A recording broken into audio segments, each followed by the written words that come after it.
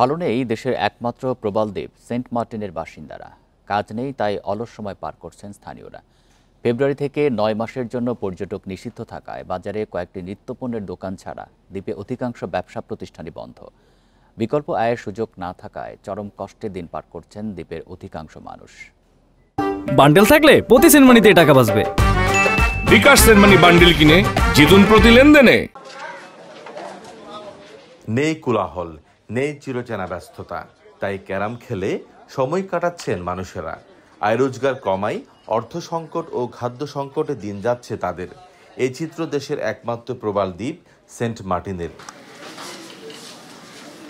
বাসিন্দারা বলছেন সাগরে মাছ ধরতে যাচ্ছেন না তারা। এছাড়া দীর্ঘদিন বন্ধ রয়েছে পর্যটন ব্যবসাও। কোনো কাজ টাজ নাই, এখন ডালমারা বন্ধ, ওই বন্ধ, সেই বন্ধ, সম্পূর্ণ বন্ধ। খেলাগুলো করছে আর তো কোনো কাজ টাজ নাই। প্রায় 10,000-এর বেশি জনগোষ্ঠীর বিচ্ছিন্ন এই দ্বীপবাসীর জীবিকা অনেকটাই পর্যটন ঘিরে।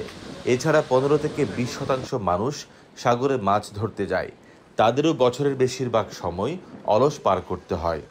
বর্তমানে দ্বীপে থাকা 2 শতাধিক হোটেল, রিসোর্ট ও রেস্তোরাঁ বন্ধ হওয়ায় বেকার হয়ে পড়েছে কয়েক হাজার মানুষ।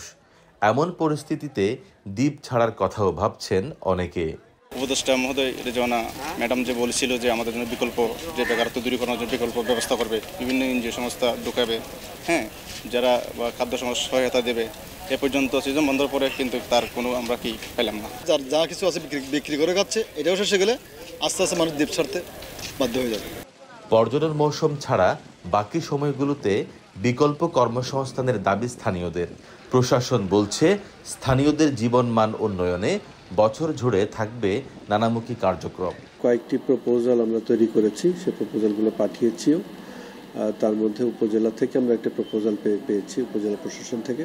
পাশাপাশি আমাদের কৃষি সম্প্রসারণ অধিদপ্তর কক্সবাজার, তাদের মাধ্যমে একটি বিকল্প কৃষির একটি প্রস্তাবনা আমরা তৈরি করেছি।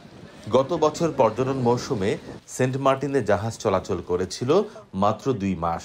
তাও নানা শর্ত জুড়ে দেয় সরকার। ভবিষ্যতে এমন শর্ত শিথিল করার দাবি পর্যটন ব্যবসায়ী ও স্থানীয়দের। Taufiqul Islam, Independent News, Saint Martin, Cox's Bazar.